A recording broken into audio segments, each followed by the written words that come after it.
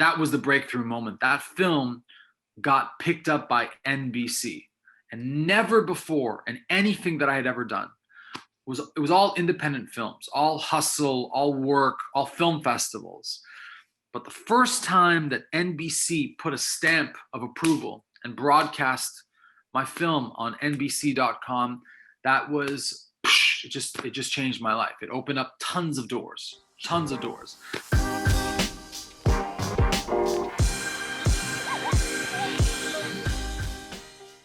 Hi and welcome to the second episode of Hess Show. My name is Hess Adnani. I'm your host today, and my guest today is Stefano Da Frè. He's the president and CEO of Rosso Films International, which they're a film production company located in the United States and Canada.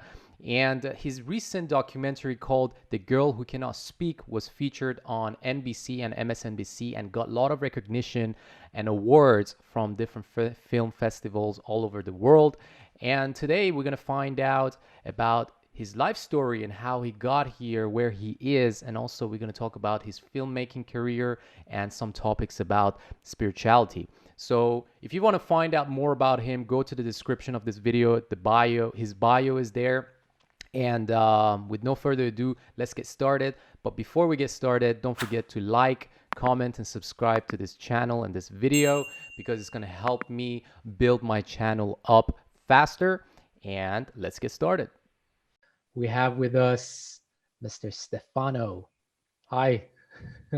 Hi. Great to be on your show, Hess. Great to be talking with you. Great to have you on the second episode of Hess Show.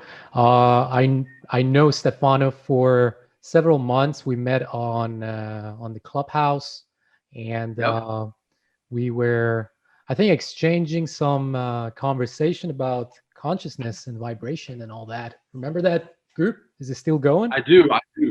I'm always in these spiritual groups. I don't spend a lot of time in the filmmaker groups, which I should be. I should spend more time in those filmmaker groups.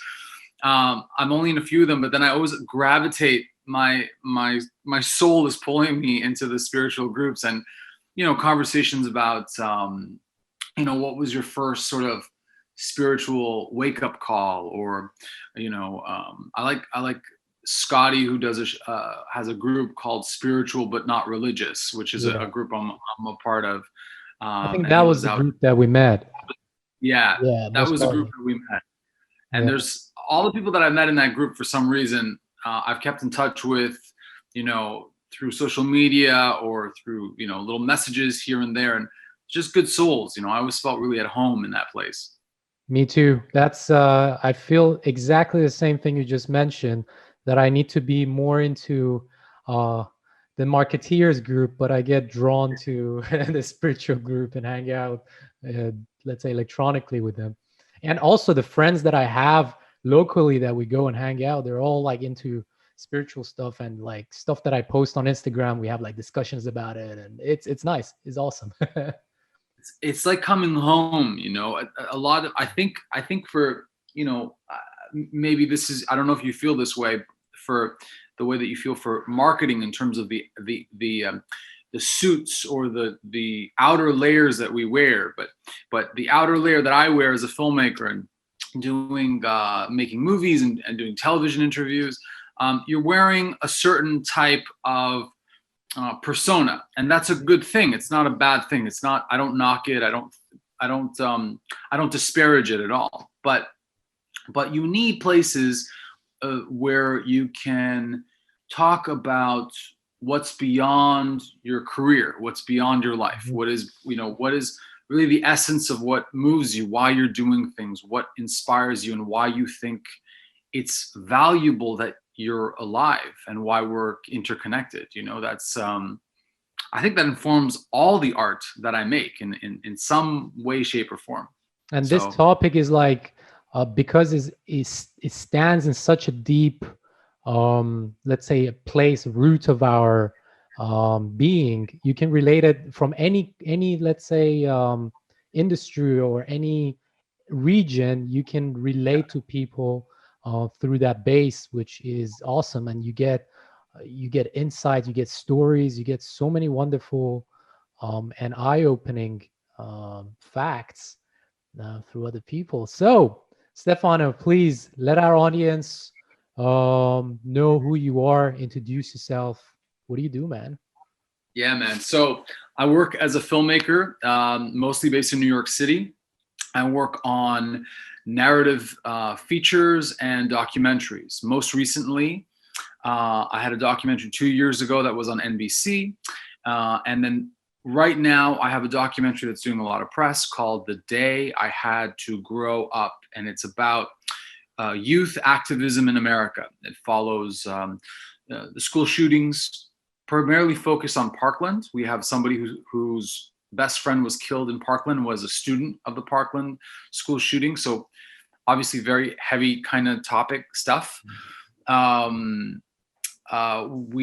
cover a little bit of BLM. We cover the environmental crisis because we have two people from the Sunrise Movement, which is a youth movement about climate crisis in the United States. And the film on the outset is a political film, but for me, it's a film about people.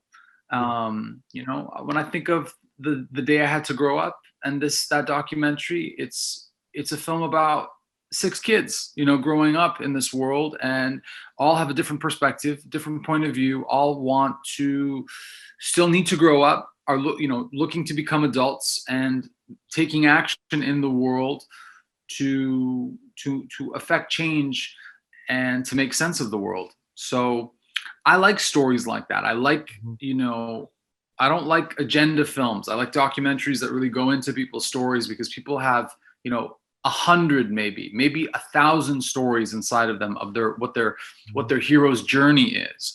So that ties into why I think that I've always fallen in love with cinema. And it beats working another job, so I like the family aspect of it too. And it's something that inspires me on a daily basis, even though it can be very time consuming and a lot of managing of people. But I think it's my calling, it's my path on this earth. We're really similar, different in different ways, but we're similar to what we're doing, because I started interviewing and running, hosting fireside chats with people, but it was mostly about entrepreneurship and startups. And within those events, I was getting into their personal stories, but I had comments from people that they wanted to keep it professional and talk about their professional life and etc.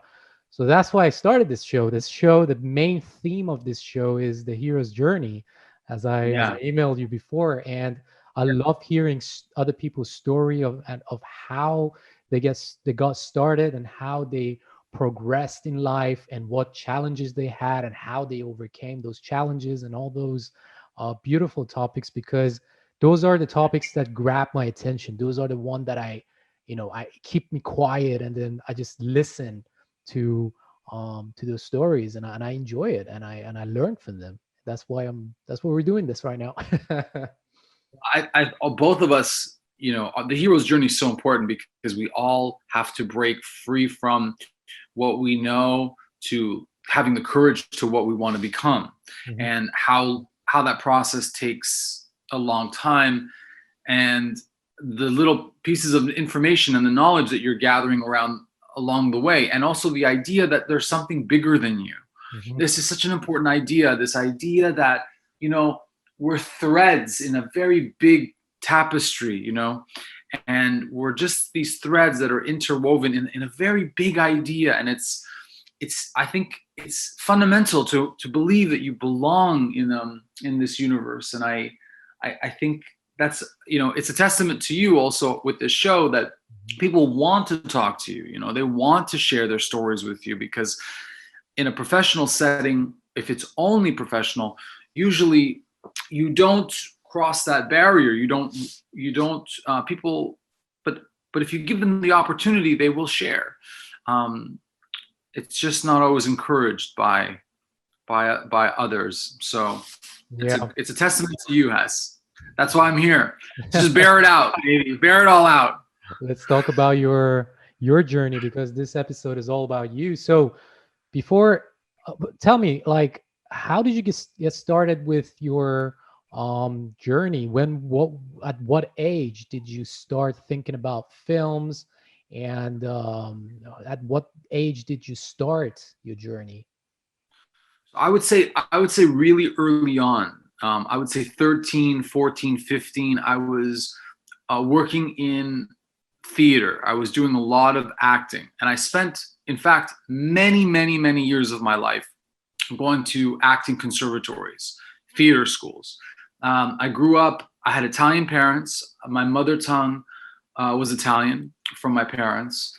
I didn't start speaking English till I was about 6 years old, and so growing up, my parents moved a little bit, and then they moved when I was a teenager, and then I ended up growing up with my grandparents, who were from Italy and only spoke Italian, and that had a big impact on me too, in terms of watching old Italian cinema, watching films like Fellini, like La Dolce Vita, and watching Antonioni, and watching black and white films and films like old westerns. And I started to, at the same time, do my first plays. What do you start doing? Well, you do Shakespeare, right? You do Shakespeare. You do all the sort of early classics.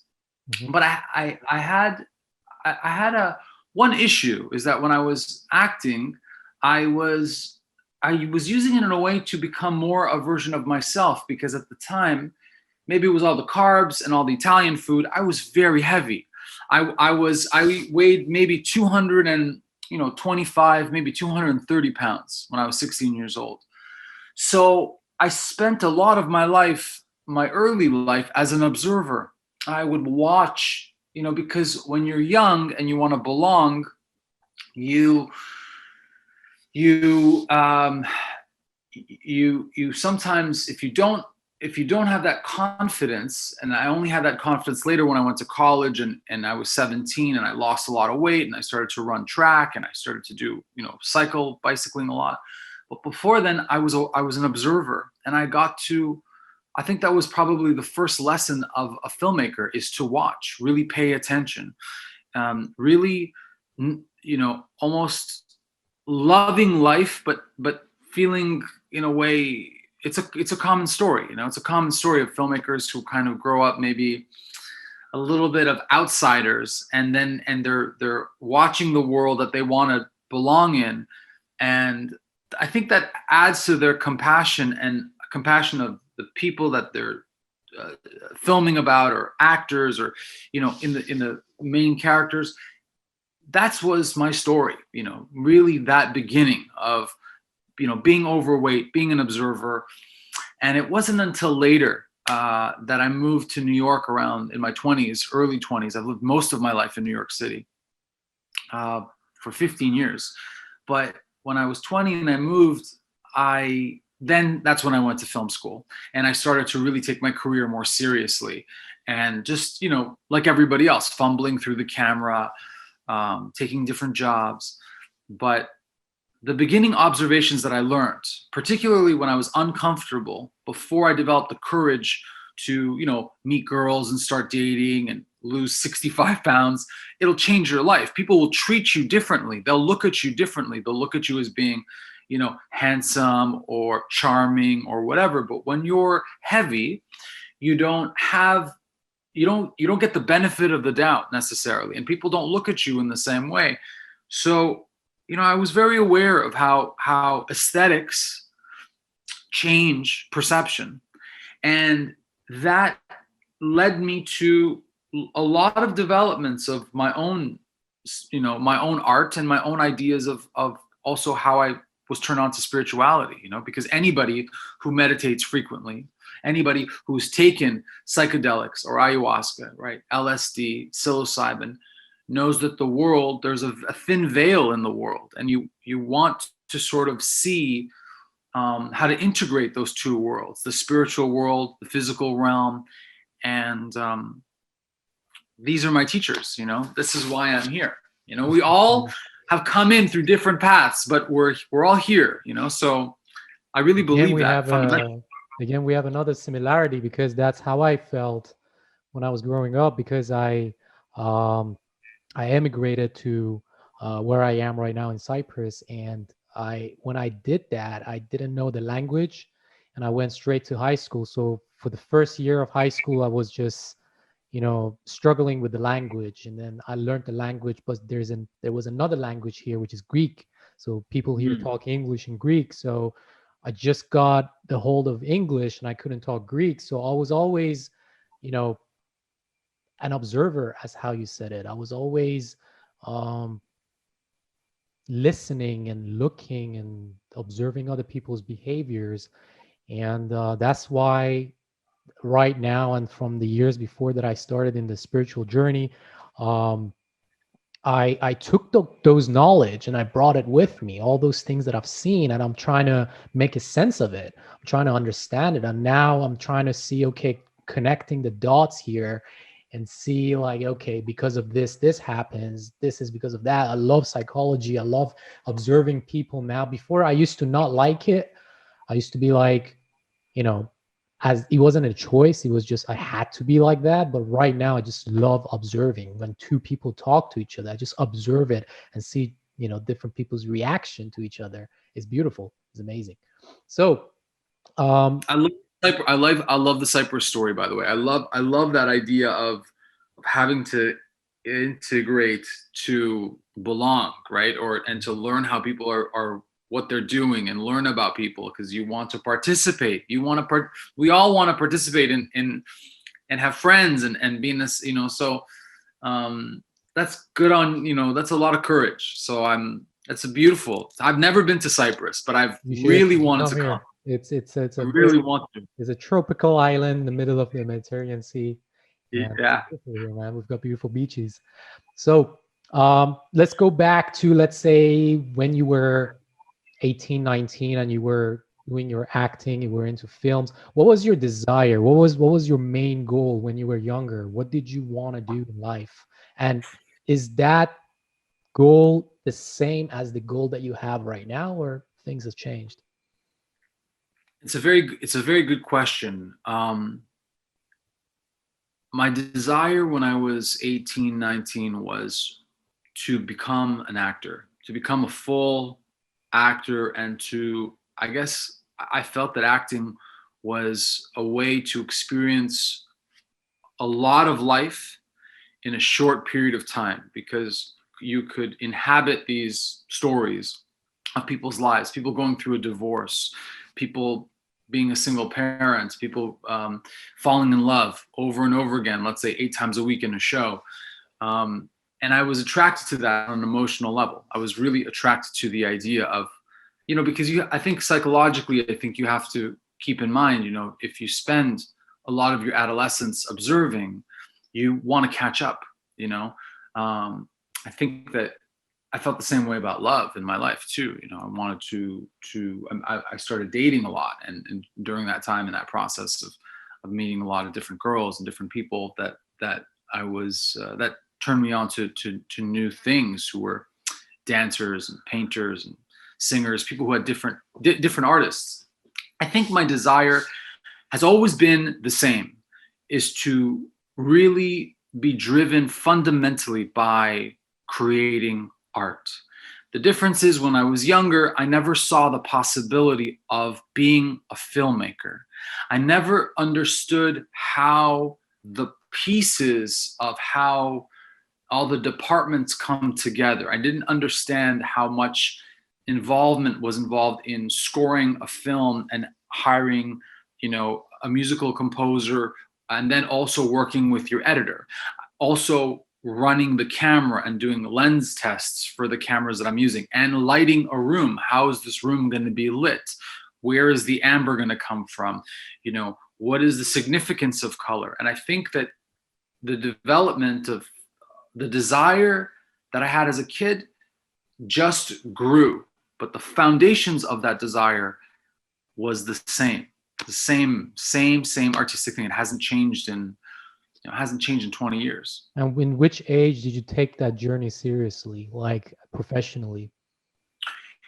Uh, when my mom was crying and my parents were crying that I was going to move to New York, and I said I was only going to go for 2 years or maybe a year, and I've lived there ever since, so 15 years. I think that's the moment. It was a terrifying time when I moved. It was like right after 9/11, and I was a kid, and so the city, nothing to do politically, but just the city was in a recovery period, right? So it doesn't matter what your personal politics are, but the city was in a recovery mode, and it was in a trauma mode, and it was, any good parent would be worried about you, would be scared. Where are you going? And I was pretty young to be moving to the city for at that age, but I always believed, there was something Wayne Dyer used to say. I used to love his books when I was a kid growing up, and he used to say, "Don't die with your music still in you." I used to love that sentence. Don't die with your music still in you. And so when I moved to New York, I did it. It was no looking back, and I've lived there ever since. And I think that's when I took it seriously, because I had no money. I had to make it on my own. I didn't have the support from my parents. My first apartment, where I needed to have a cosigner. I mean, just the amount of corners that you have to cut, how you have to hustle. There's a lot of hustle involved. I wasn't an American, so that's another thing to tell everybody. I only immigrated. I only became an American in 2015. So I had to work a lot of jobs. A lot of some good jobs, some shitty jobs under the table. Mm-hmm. And that takes a lot of grit and courage. And if you don't know what you want, it's hard to sustain yourself during those hard times. Whenever there is a change, there is a willingness to change something in your life, there are obviously challenges, which we can categorize it into external and internal challenges. External, like people, time, money, environment, place, what you just said about, moving to New York and not being a citizen. And you've got some, you will have some internal challenges, like your mind, your willingness, your courage, and all those, let's say, spiritually related blocks, right? So I guess your journey to a serious professional let's say path started when you went to New York. What external challenges did you have? What, except from money and the city being traumatized and working shitty jobs, did that like slow you down, or what happened? Or did it inspire me? I think so. Those external challenges are pretty. They're massive, because making a living in the city is a huge challenge. I think the external challenges afterwards are paying for film school when you go to film school. And I had to take a lot of audits. I had to audit a lot of those classes. So, if you want to get an education in a precise field, always knocking on the door, always making yourself available. I will do this for that. I will barter. I will try. I don't have $30,000 a year, but I will try to go to film school, and I will try to maybe sit on these classes. Will you let me audit this? Will you let me do this? And doors will open for you in your life, no matter what. Anybody who's watching right now, if you keep asking the universe and you show them your willingness to do anything, taking out the trash and helping out and staying longer and putting in those long hours that other people don't want to do, you'll see it in yourself, and people will see it in you. And so I think that's the second, external challenge that we're talking about going to school, how to get a proper education in the film community was a massive thing. And the reason I bring it up is because all those contacts from film school I still use today. You go to school not only for the practical knowledge of learning, you go for the social network, for the network that you're building in the interrelationships that you have, for the alumni base, for the XYZ. This is not mind-blowing stuff. It's a fact. There are many studies that people talk about, whether you go to Princeton or Yale or Harvard, it's not a question of graduating from those places and being more intelligent.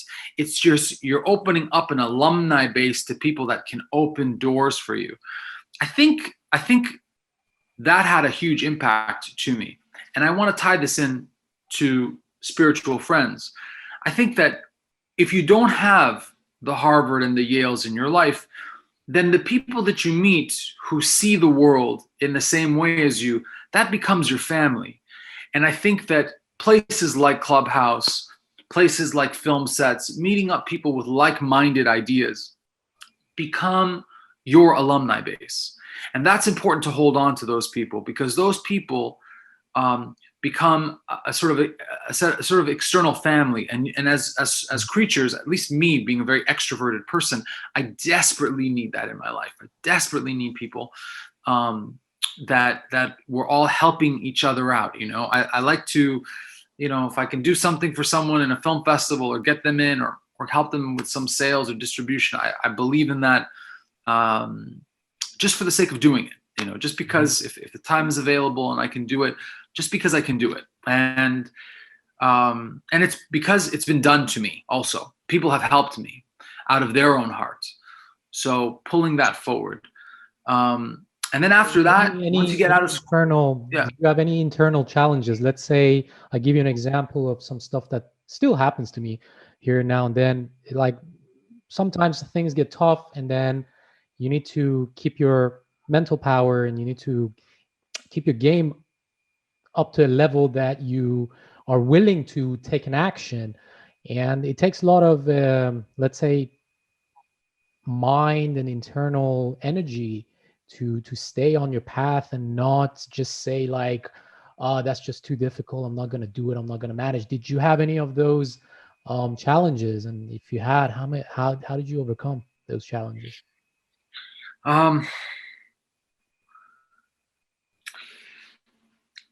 For me, it's kind of it's a deeply personal question. I think that when I thought about my priorities as a career, I always recognized that there are certain things that I believed in my life I couldn't have at the time. So for example, I'll give you an example. These are keeping myself on an internal path. Some people, when we got out of school, wanted to have big apartments. And I knew that I had to live within a certain financial range, because my goal was not to show and to prove myself on a financial level. My goal was to stay on my path. Falling in love. Some relationships and some girls that I was with didn't understand that I wanted to work at something 24 hours a day. And there was nothing bad with what they were asking for. They were being very genuine. But you also have to acknowledge that where they're going and where you're going is different. There's a reason at my age, in my mid to late 30s, in my mid 30s now, that I'm not married, that I don't have kids. This is not by accident. It's by design. It's by design, by making sure that the only thing that I thought about was my work and making that to that place. So people say, you're so lucky, or you got this, or this is, look how great this is. So staying on your path internally requires your mental dedication to that one principal goal. When all the shit gets in the way, that you stay focused. And how do you stay focused?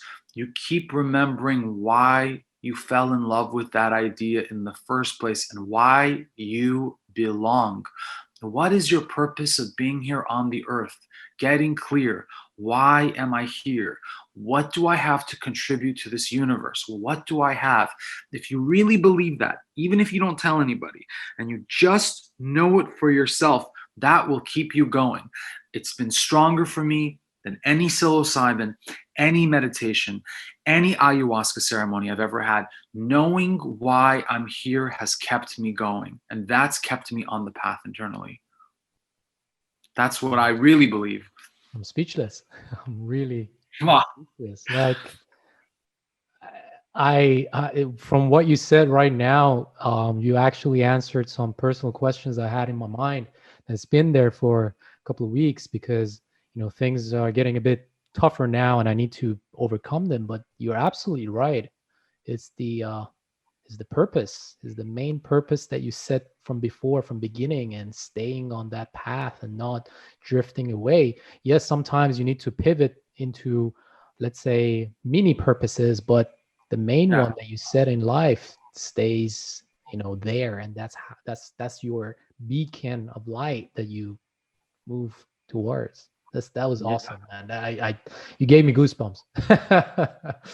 Well, listen, there's a reason why we're here. It's the reason why we're here today with each other on this Friday. There's a reason why we're together talking, and you're making me think about things that I haven't thought about for a long time, and I don't normally share, and that's it's for both of us. It's for both of us, and I want you to always remember that, because it's the thing that's kept me going, and it's the only honest thing that I can say, really about, beyond any, and by the way, all those other experiences are great. I mean, all the different meditations that I've done have helped me, and they unlock little intuitions, and they help you along the road, and they help your emotional intelligence, and they help you in your own, right? That's right. They're like vitamins. Yeah. They're like vitamins. And you need vitamins. Cool. But you have to be, I think, for me, I have to be fueled by that inner light, and why am I here? And also, I think knowing that, for me, remembering, and I don't mean this in a morbid way, remembering that you're going to die. It's really important to remember you're going to die, because we think that time, especially when we're young, is whatever, it's just, but if you remember that you're going to die, you start to think, oh, I gotta move on with this. I gotta get to where I should be. Even if you fail, it is good to fail. I have failed many times in my life, many times, many hard lessons. But it's more, going back to the hero's journey, it's more courageous to fail in the domain that you love than to do things that you're already comfortable and that you already know you're going to succeed in. You've already done, you want to grow. And sometimes people around you don't understand why. This is good. This is pay you all this. This is so good for you. You're, maybe it's your parents or your girlfriend or, the friends around you from school, it's like, just take this. It's great. But you'll always know when you're on that path or not. Yeah. Beautiful. Okay. So, I give you an example of I want to ask you about a sort of. You ask me anything, Hess. You ask me anything. I'm going to ask you a lot of questions too. So you're ready. We all have epiphanies in life, right? Maybe through the failures that you mentioned, we learn something new, and then we have that aha moment. I give you my own personal epiphany in life, which shifted me back on the main route of my journey. My epiphany in life, which happened around several years ago, was that I need other people, because before that I was working as a solo wolf, lone wolf, let's say. And I thought that I can handle everything on my own. I thought I'm capable of handling every part of whatever I'm doing. But several years ago, I understand that no, is the unity with other people that move you forward in your journey. And these people come to your life for a purpose. And if you shut them out, then you're shutting yourself out. Basically, you're creating a box. So that was my big epiphany in life. That was my aha moment. Did you have anything similar? Well, first of all, I just want to say That's an unbelievable thing. I got goosebumps when you said that to me, because the necessity of our social lives and people, it also shows that we live longer. You know, when we have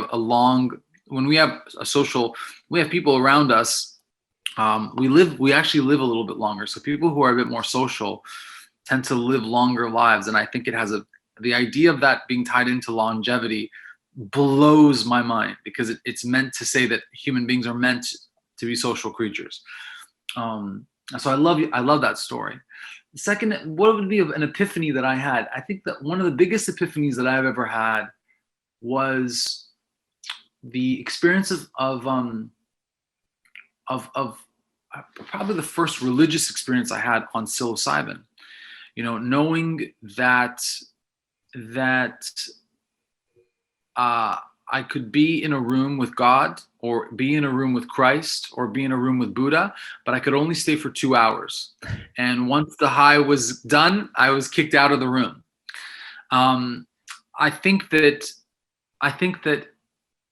the experience of mushrooms, using them in a very spiritual, therapeutic setting, opened me up to seeing my ego, seeing the way that can be judgmental sometimes, that I can be hard on people, a bit of a perfectionist, and to ease up. You can be discerning, but don't be so critical of some things. It opened up my heart too, to becoming to a natural state of compassion without really working at it. Mm-hmm. These little things were epiphanies to me, and there were not things that I needed to take over every week. They stayed with me. They were like one lesson, like one lesson in a 4-hour period that lasted for, 3 years or 5 years. And I could work on for forever. So, and when you understand that, because I had the same experience with ayahuasca, the same thing that you just mentioned happened to me. And you understand, first of all, it's not something that you learn as like a new knowledge. It was there, but you were ignoring it. Right. That was the first thing that happened, and it became like a no-brainer. I was like, why I never thought of it this way? Exactly what your epiphany was. So yeah, go ahead. No, I know. I love that. You're just like, God damn it. Yeah. Why didn't this was here the whole time. This year was here the whole time. I never paid attention. I love that. I love that we're so funny in that way as being human. It's like, fuck, this was in front of me this whole time. I never even noticed this. I think fundamentally also the experiences of psychedelics and ayahuasca, I would put them together. I've done both. I've done mushrooms, I don't know how many times, and LSD, and I've done ayahuasca twice. And for me, the experience of knowing that you're loved, I think is so important to know that the universe loves you. It's conspiring with you if you're open to it, is a profound feeling. The idea of knowing that you come from love, that the assembly of the carbon and atoms together and water in our bodies, we're supported by this like organizing intelligence. And there's no doubt when you're on these medicines that the world is intricate in this way, right?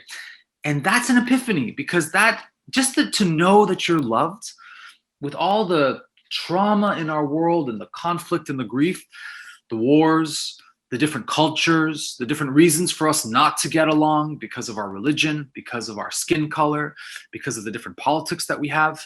Mm-hmm. It is extremely important, these medicines, so that you can see the humanity, if you're a Republican or a Democrat, a Palestinian or an Israeli, a Muslim or a Christian, and all, you can make any kind of comparison all the way through. These things are so fundamentally important to know that really there's only really one family. Yeah. And that's the fucking human race. That's the race. And that's a big eye opener, and to know that the universe loves us, and it's important for us to feel that. And it's sad that the definition of love is kind of changed through our society, because the love that the society knows and the majority of people know is the romantic love, is the love between men and women, let's say, or Right. whatever the sexual orientation is. But when you see that, when you experience that through, let's say, psychedelics or ayahuasca, you understand that love is not that, is not what you thought it is. It's just it love is just acting without expectation. That defines love. And if you look at nature and atoms, as you mentioned, and nature, let's say the bee sits on a flower, gets its nutrition, but at the same time transfer the seeds to another flower, and it's like the things are done without expectation. The bee is not sitting on the flower expecting something, or the flower is When am not I giving the gonna get- food yeah. expecting something else. It just happens because Yeah. things, this is the natural way. And that's the trust that you should have towards the universe, that things happen, good things happen to you naturally, is the love, is the Yes. trust that everything's good for you, even if it perceived as bad. Yes. And maybe that's the dilemma of being a human being, that the choices that we have to choose love. That's part of the reason we self-destruct and we destroy each other, because the love is always there, but we have to choose it. It has to be an intentional, active choice. Otherwise, we also have the choice to destroy each other, to traumatize each other, to keep injuring each other. And I think that's really the fundamental difference of us. I don't know that much about dolphin society, or what the archetypal structures of cats are, what they're doing. Maybe cat universe, they're building towards something. Dolphins are fascinating to me because they have a very complex social society. But it seems to my observation, I'm a human being, so I'm biased to nature. I'm seeing it through, Stefano's human eyes. But it seems to be that we're the ones really struggling with this. And I think that's okay. It's not a bad thing that we're struggling with it. It's just that we have to choose that love. We have to really choose it. Whereas it seems to be more synchronistic in nature, at least from our perspective. No tree has branches so foolish as to fight among themselves, but we do it all the time. So it's we're working on it. We're slow learners. Yeah, I think what's happening right now is a big shift happening, and a lot of people are waking up to the reality. Then the reality is, everything runs by love. Love is not a choice, it's just there. You just have to tune in, and by tuning in, meaning surrender, just let it happen naturally. Yeah. So let's go back to the course of the interview, because if I feel like if me and you start talking, it's gonna take hours and hours. We do that. Yeah, I'm with you. So you had the epiphany, and as I understand, your epiphany was to surrender. Absolutely was surrender. Let go of the force, let go of the control, and just surrender. So when you realized that, what plan did you make afterwards when you came out of the experience? The first plan that I made was to make sure that I was surrounded by people who were more intelligent than me. I wanted to be somebody. I didn't mind when I had that epiphany to let go of my ego. I didn't mind being the rookie. I didn't mind me being the amateur. I didn't mind being the person who was not the brightest or most experienced in the room. That's very hard to admit that. Many people don't want to ask questions. How do you do that? How does that work? How did you put this together? How was this film distributed? How did you make this? But when I had that epiphany to let go of my ego, I was able to ask questions. And from a very genuine, rookie, beginning place. And I surrounded myself by people who knew more and were willing to teach me. So I started little by little making films with people who were way more experienced than me, and I started to look for mentors. I'm a big believer, massive big believer in mentorship. People who have traveled a path that you want to travel, and if the relationship is clean, if the relationship is pure, if the trust is clean, then go on that journey with them. I remember You'll have you had a big mentor. Huge Ram Dass. Yeah, Ram Dass was a huge was a huge mentor for me. And he for 9 years I would talk to him on the phone and on Skype, just like this. Obviously, before Zoom was invented, he loved to Skype, and I would also save our conversations to listen to them afterwards. But he God, he really he saw through me. He was. I would ask him a lot. I would say, I'd say, Ram Dass, how do I become enlightened? He'd say, for most people, for most people, Stefano, you should feed people, serve people, and remember God. But for you, let's just start with don't exaggerate. He was brutal. I mean, he was so brutal in that sense, in a teasing, loving way. I couldn't get away with anything with him. And so there was no point in trying to be spiritual or trying to lie or trying to look good.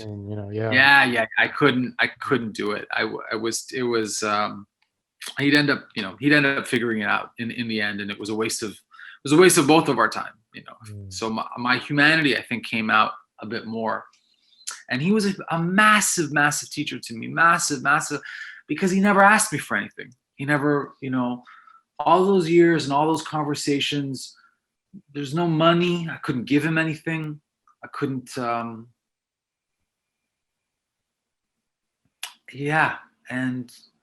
he was wild. He was popular. I felt I wanted, it makes me a bit speechless. I mean, thinking about him going down, he was a great soul, and his story, anyone who's watching, anyone who was interested in the story of Ram Dass and his time, the transition from Dr. Richard Alpert at Harvard into India, into writing the book Be Here Now, and is a legendary stuff of spiritual Westernism legends, and him and Krishna Das, who knew each other, and there, Larry Brilliant also. So all these people that interconnected, that all knew Neem Karoli Baba, who was a saint in India. Oh my God! I mean, those people were I think that was also my spiritual family. Like really getting into bhakti, that bhakti yoga work, or really into the more spiritual aspects of a lineage, into the Hanuman family and the bhakti yoga kind of family. I started to take that stuff a lot more seriously, and more. I was more disciplined, and it opened up my heart. And I think about Ram Dass all the time. It just makes me. He was so, God. It's not. I was amazed how much he loved people. He really loved people. But what blew me away was that when I was with him, with all my judgments, that when I was with him, I loved everybody. And that blows me away. That even the people that I knew, I was like, oh, this person's fake, fuck this person, or all this, fuck this person, and they're so full of shit. But when I was with him, I loved everybody, and I still, that's the magic of a guru, That's a magic of a connection of something. You can feel the shakti of someone like that. The only other person aside from Ram Dass that I've ever felt that close to. And I'm not a devotee of her, but I've come to see her a lot, is Amma, the hugging saint. She comes to New York maybe once a year before COVID. She comes in the summer.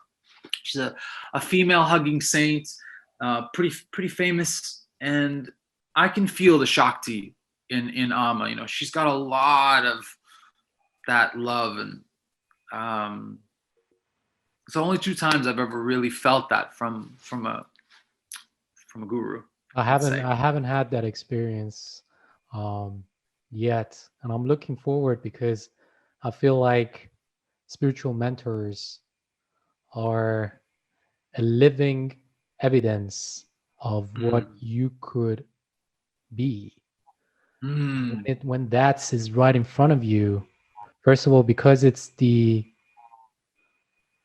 truth, is the real truth, then you tune in and you kind of, you know, radiate the same truthness through you, so you kind of channel it out.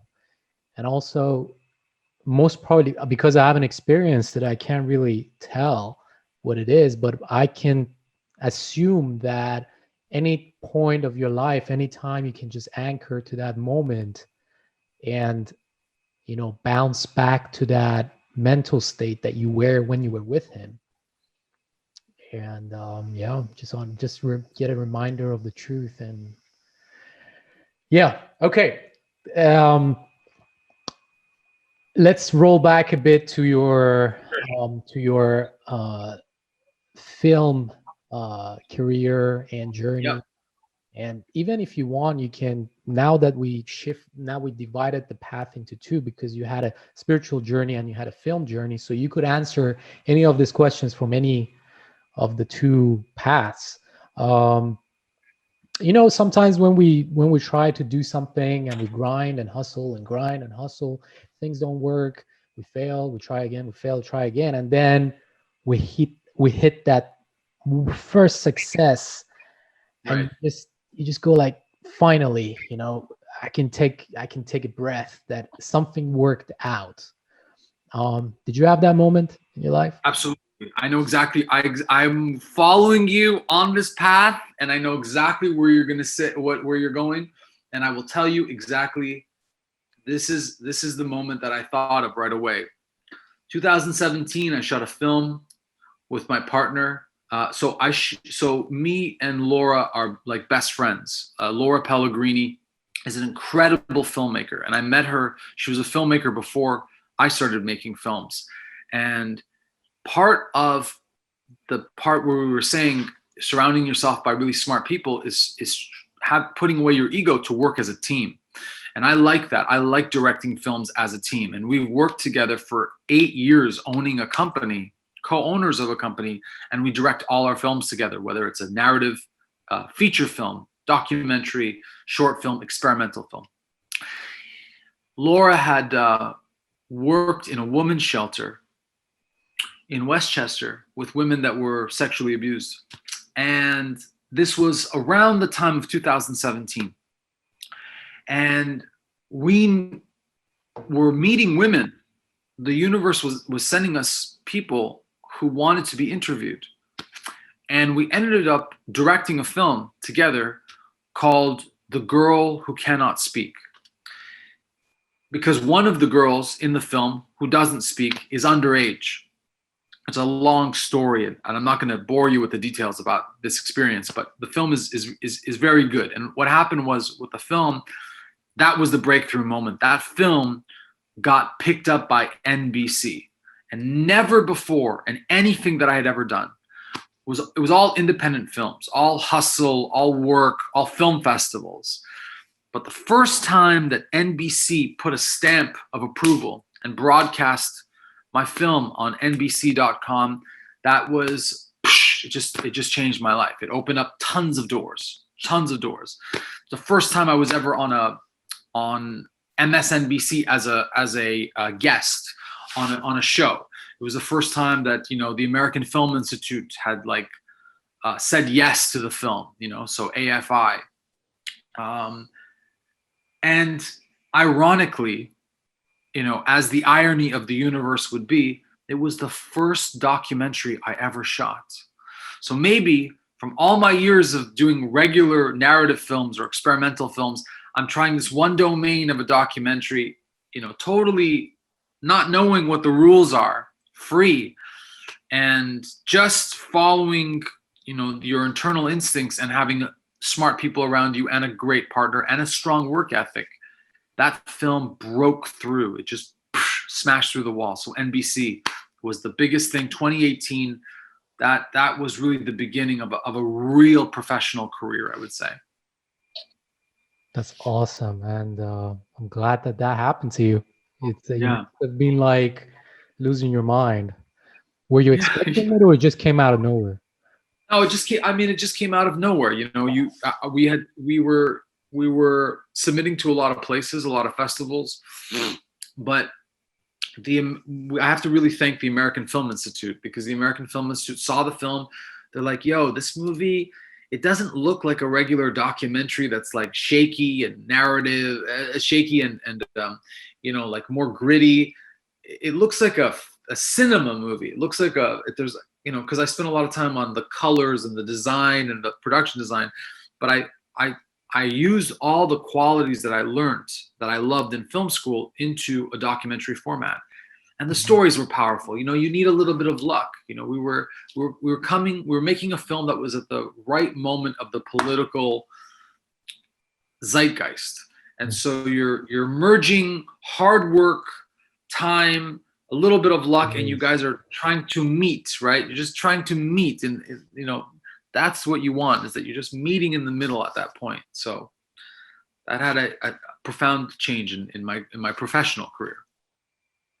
Excellent, fantastic, cool. So how does it feel to be you right now, and how are you maintaining yourself? Are you doing anything that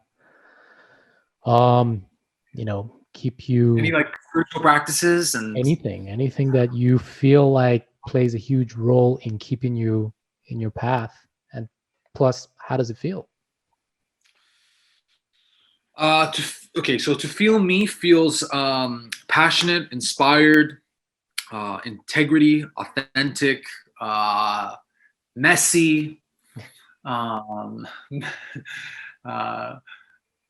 open, passionate. Yeah. Sometimes scattered, but so those would be the adjectives that I would use to be me right now. And it feels good. It feels very good. What do I do to keep on the path? I try to, there's three things fundamentally I do. Number one, I try to get a lot of sleep. I know that sounds so basic, so simple, but I've noticed from working long days and long hours, sleep really affects my mood.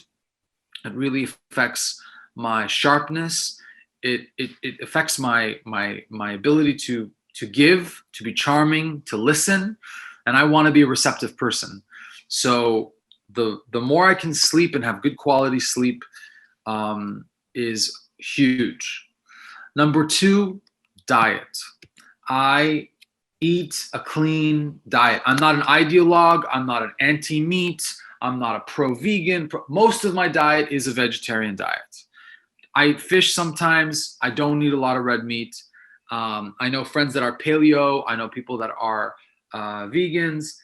My advice to anybody watching is, just like you're finding your bliss, and we talked about earlier, find the diet that is right for you.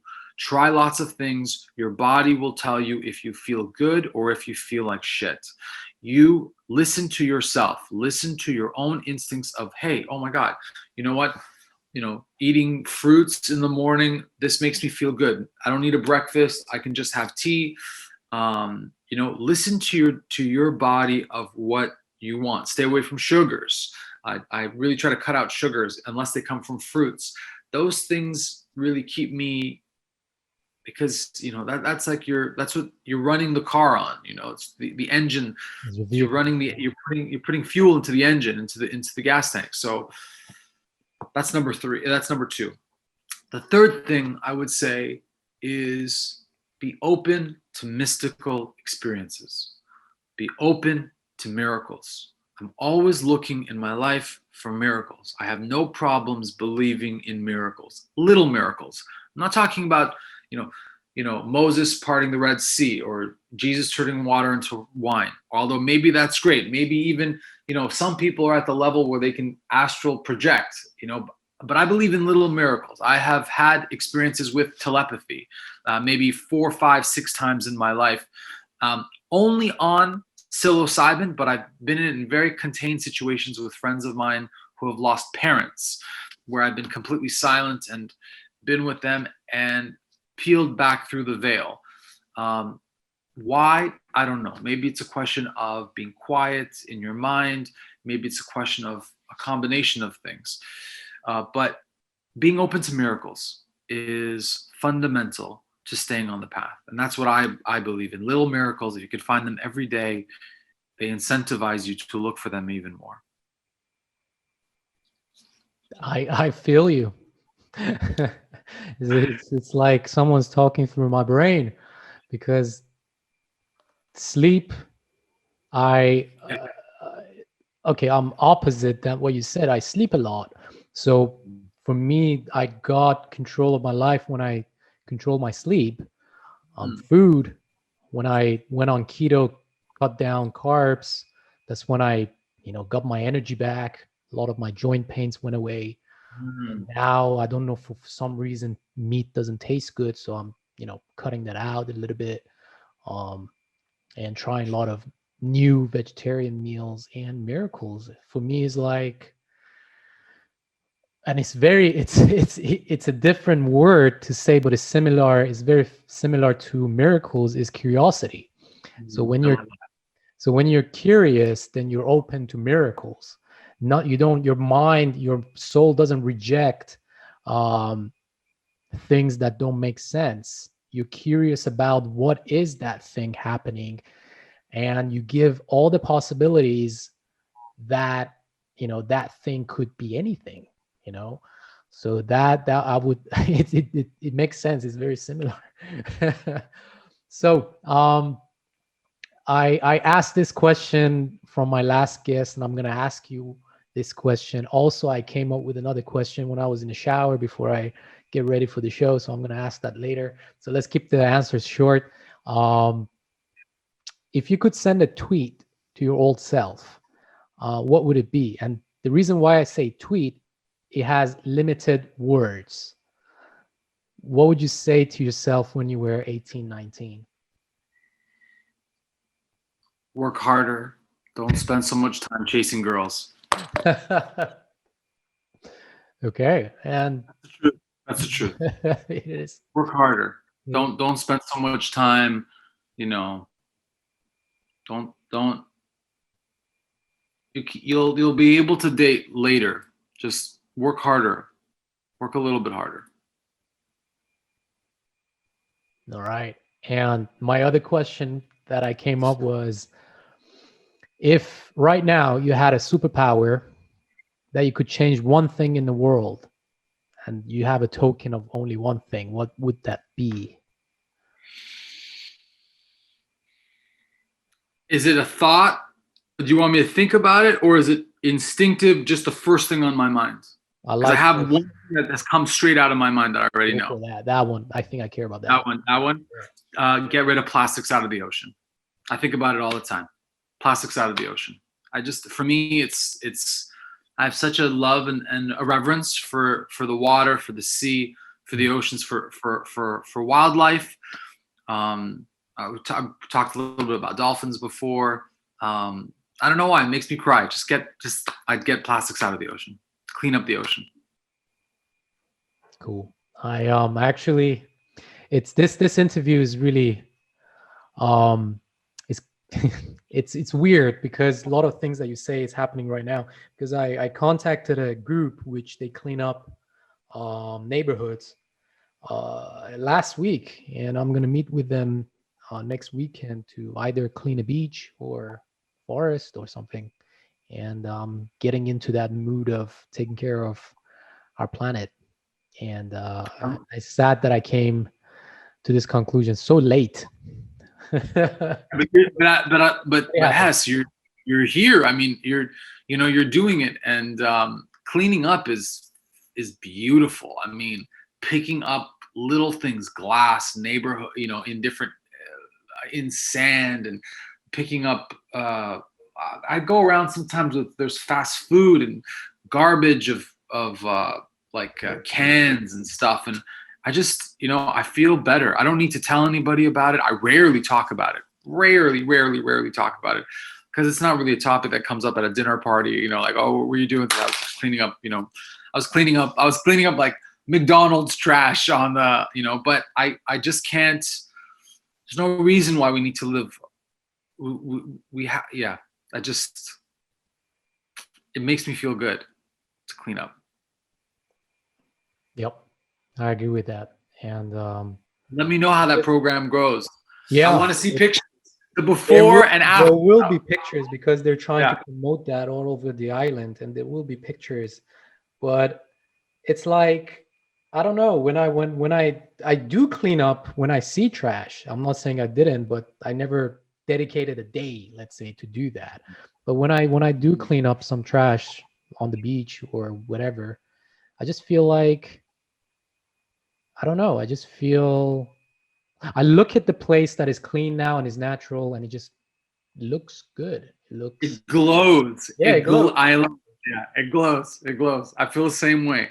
Yeah. I feel the same way. And I always think to myself afterwards, not only how this place looks beautiful or much more beautiful, but I think to myself, like, how easy was that? Like, how long did that take? It took me 15 minutes, really, like 15 minutes to do this one little section, to go in this park and throw some stuff. I throw, I live in a pretty urban area in New York City. I live in Harlem, and Harlem is, it's a traditional Black neighborhood, and it's become gentrified over the years, but there's a lot of parties. There's a lot of, drinking outside. There's a lot of, smoking joints and a lot of stuff that gets left around at night. And so when I'm up early in the morning, or if I'm up even in the afternoon, or up in the middle of the night, and I see some stuff, and, it's just, pick up that bottle, pick up that, those beer cans, and just throw them in the trash. It makes me feel so good when I'm walking through my neighborhood and just cleaning it up. Don't have to tell anybody. Don't need to wait for someone else to do it. It's one of those things. You don't need to wait for the people, the municipality or the public services to do it. I find it empowering, and it's just a little thing. It's like the little miracles, just your own personal power in your life. Yeah. So let's close this session, Stefano, with any other advice that you want to give to our current and future audience. Yeah. Okay. My most important piece of advice, no matter what you're doing, where you are in your path, whether you're seeking a strong career, or whether you're looking to become a more spiritual, be in the marketplace, or whether you want to be in the monastery, is to be easy on yourself. Don't be too hard on yourself. Don't think that you're that phenomenal. And I don't mean that, I don't mean that in the sense that, like, you don't belong. Of course you belong in the universe. Don't overly congratulate yourself, because there's lots of people who've had to help you to get to where you are, your teachers, your parents, your friends that have put up with you. But also at the same time, don't be too hard on yourself. I see many people hard on themselves. Be compassionate to yourself. We all make mistakes. We all fuck up. We all don't have the right words to say. We're all late. So go easy on yourself. It'll that piece of advice will last you a long time. Thank you, Stefano. Thank you for being here today on the show, and I really enjoyed this. Like, I can't explain by words, but I really, really enjoyed it. And I hope to have you again on the show because I feel like we've got a lot of unfinished conversations, and I'm definitely gonna continue this conversation privately as well. Thanks, Hess. Thanks for having me. I was super humbled to be on this show, and when you reached out to me, and I felt a connection with you the first time when we talked and heard each other's voice on Clubhouse, and you made me think about a lot of things that I hadn't thought about. So I'm humbled to be a guest on your show. So thanks for having me. Thank you. Thank you for watching this video, and if you like this video, go ahead and click on that like button, because that will help me get noticed on the YouTube algorithm, and subscribe to this channel for more videos, tutorials, interviews, and many more that will get you closer to your success and growth in life. And have a nice day.